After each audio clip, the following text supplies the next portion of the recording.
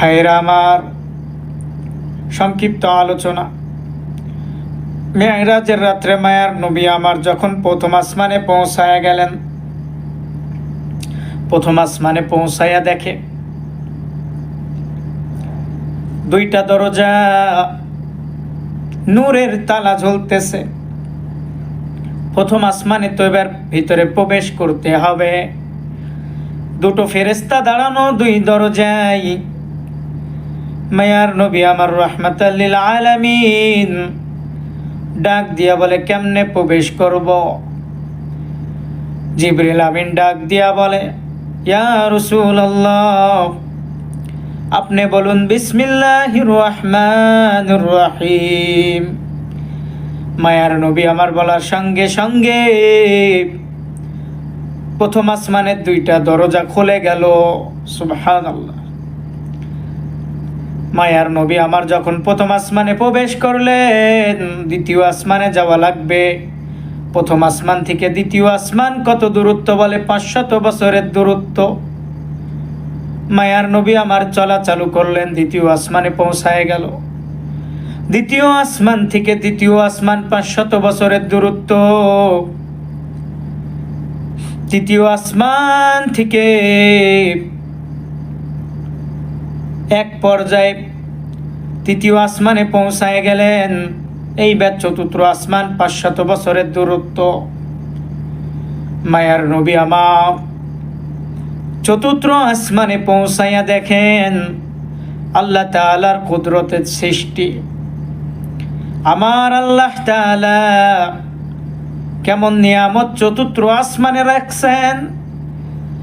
মায়ার নবী আমার রাহমাতাল লিল আলামিন সাহাবা একরামদেরকে বর্ণনা করে বলেন, চতুর্থ আসমানে আমি যখন প্রবেশ করলাম, আমি দেখলাম আমার রব সূর্যটারে এমন জায়গায় সেটিং করে রাখছেন। চতুর্থ আসমানে আমার আল্লাহ তাআলা সূর্যকে রাখছেন। কোথায়? চতুর্থ আসমানে আল্লাহ তাআলা সূর্যকে রাখছেন। চতুর্থ আসমান থেকে যখন আল্লাহর কুদরতি দেখার পর পঞ্চম আসমানে যাবে 500 বছরের দূরত্ব। সপ্তম আসমানে যখন যাবে 500 বছরের দূরত্ব। সপ্তম আসমানে যখন পৌঁছায় গেল 500 বছরের দূরত্ব পেরিয়ে,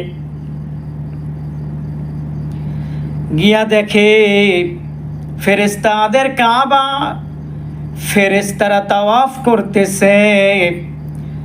70,000 নূরের ফেরেশতারা তাওয়াফ করতেছে। হাদিসের ভিতরে আসছেন, যেই ফেরেশতা একবার চান্স পেয়ে গেছে একবার তাওয়াফ করার, কিয়ামত পর্যন্ত সেই ফেরেশতা আর কখনো সুযোগ পাবে না।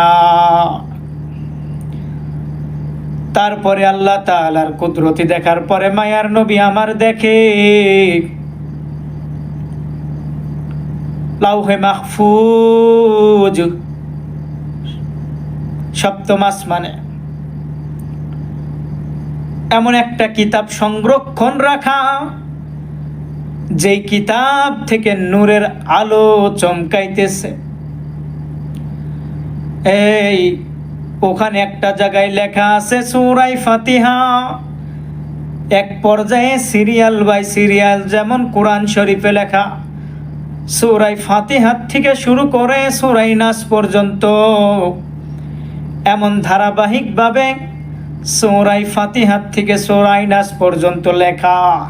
যেখানে কোরআন সংরক্ষিত আছে সেই জায়গার নাম বলা হয় লাউহে মাহফুজ। মায়ার নবী আমার আল্লাহ তাআলার কুদরতি দেখার পর